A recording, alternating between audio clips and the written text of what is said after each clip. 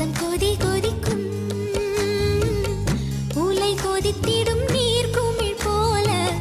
சித்தம் துடி துடிக்கும்